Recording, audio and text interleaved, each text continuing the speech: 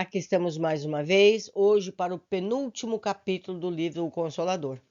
O Espiritismo em sua feição de consolador prometido pelo Cristo, com aspecto científico, filosófico e religioso, explicado por Emmanuel durante estudos com Chico Xavier. Preparação. Os itens serão o médium e a necessidade de estudo, obsessão, doutrinação, obsessão e loucura, movimentação de fluidos maléficos, necessidade da educação mediúnica, necessidade de disciplina, opiniões irônicas ou insultosas ao trabalho dos médiuns, médiuns que procuram outros médiuns e mistificação. Questão 392. Pode contar um médium de maneira absoluta com os seus guias espirituais dispensando os estudos? Resposta. Os mentores de um médium, por mais dedicados e evoluídos, não lhe poderão tolher a vontade nem lhe afastar do coração das lutas indispensáveis da vida, em cujos benefícios todos os seres humanos resgatam o passado delituoso e obscuro, conquistando méritos novos.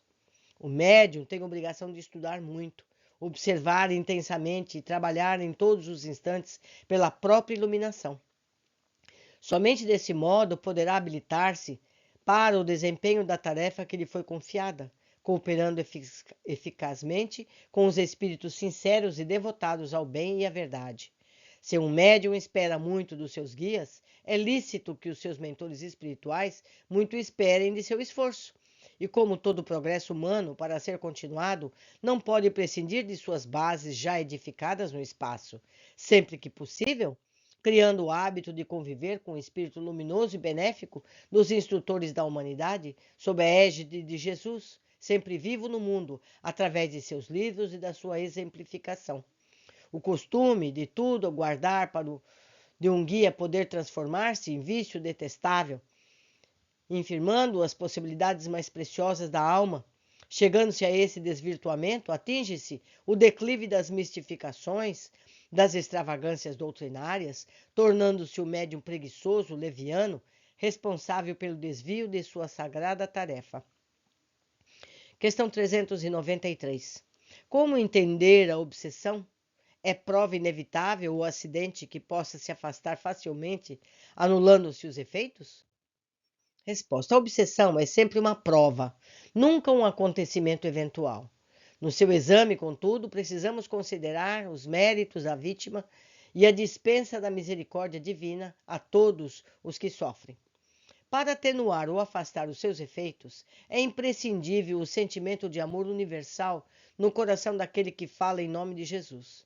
Não bastarão as fórmulas doutrinárias, é indispensável a dedicação pela fraternidade mais pura. Os que se entregam à tarefa da cura das obsessões precisam ponderar, antes de tudo, a necessidade da iluminação interior do médium perturbado, porquanto na sua educação espiritual reside a própria cura. Se a execução desse esforço não se efetua, tende cuidado, porque então os efeitos serão extensivos a todos os centros de força orgânica e psíquica. O obsediado que entrega o corpo sem resistência moral às entidades ignorantes e perturbadas é como o artista que empregasse seu violino precioso a um malfeitor, o qual um dia poderá renunciar à posse do instrumento que não lhe pertence, deixando-o esfacelado, sem que o legítimo, mas imprevidente dono possa utilizá-lo nas finalidades sagradas da vida.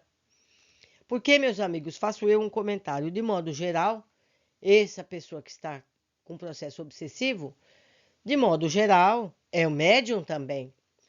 E uma vez resolvido o problema obsessivo, ele precisa começar a estudar para que ele possa melhorar espiritualmente, evitar novos fatos obsessivos, não é verdade? E possa até passar a ser colaborador de outras pessoas na mesma situação. Questão 394. Será sempre útil para a cura de um obsediado a doutrinação do espírito perturbado por parte de um espiritista convicto? Resposta. A cooperação do companheiro vale muito e faz sempre grande bem, principalmente ao desencarnado, mas a cura completa do médium, ele está dizendo. Então, a pessoa que está com processo obsessivo, de modo geral, como eu disse antes, é um médium.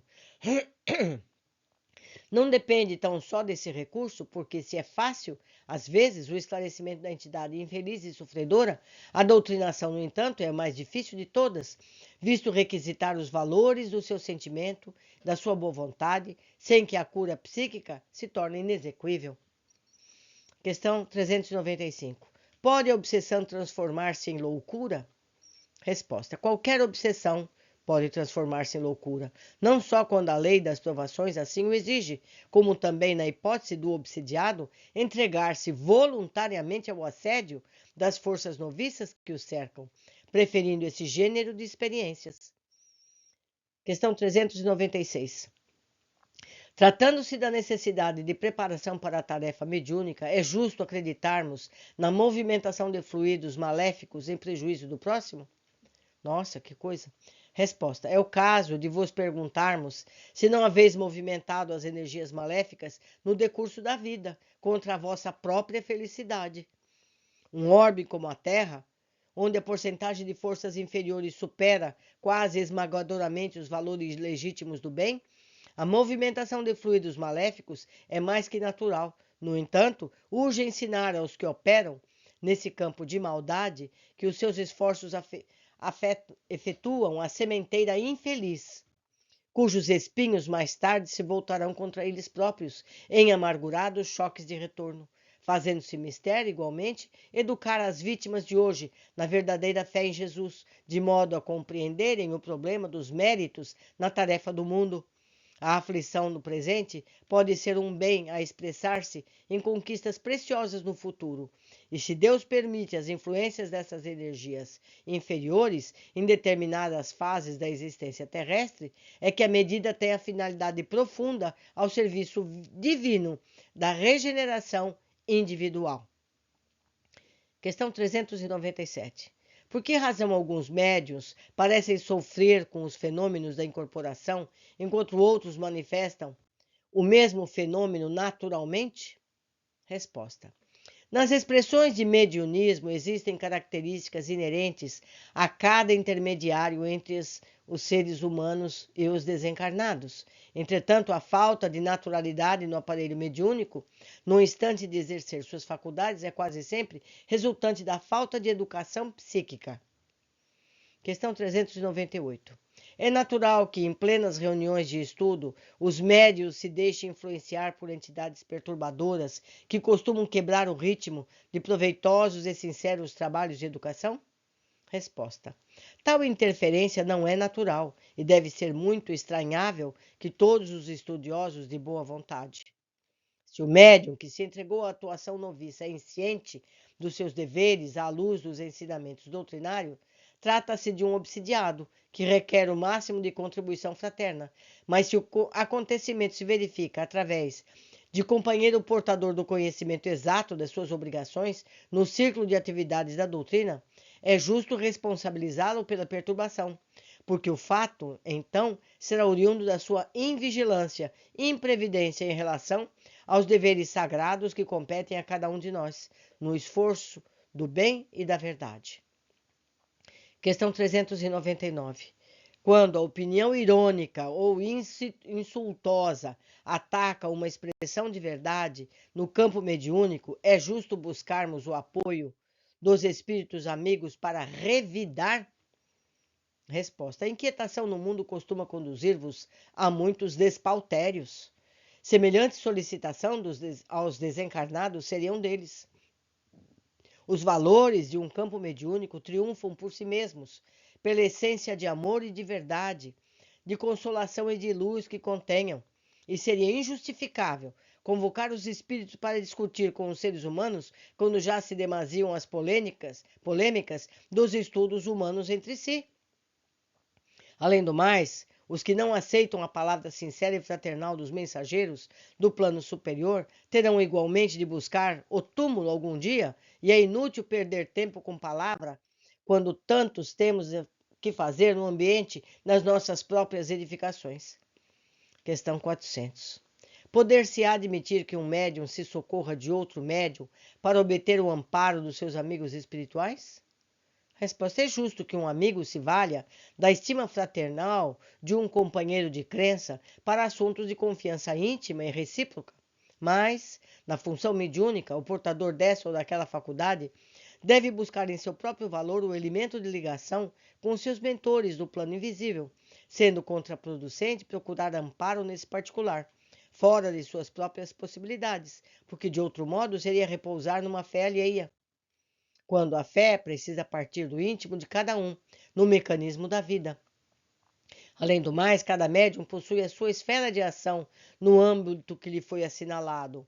Abandonar a própria confiança para valer-se de outrem seria sobrecarregar os ombros de um companheiro de luta, esquecendo a cruz redentora de cada espírito encarnado, deverá carregar em busca da caridade divina. Questão 401. A mistificação sofrida por um médium significa ausência de amparo dos mentores do plano espiritual? Resposta: a mistificação experimentada por um médium traz sempre uma finalidade útil, que é de afastá-lo do amor próprio, da preguiça no estudo e nas necessidades próprias, a vaidade pessoal ou os excessos de confiança em si mesmo. Os fatos de mistificação não ocorrem à revelia dos seus mentores mais elevados, que somente assim o conduzem à vigilância precisa e às realizações da humildade, da prudência no seu mundo subjetivo. Por hoje ficamos aqui. Eu aguardo a todos no nosso último capítulo desse livro, com muita alegria. Abraços!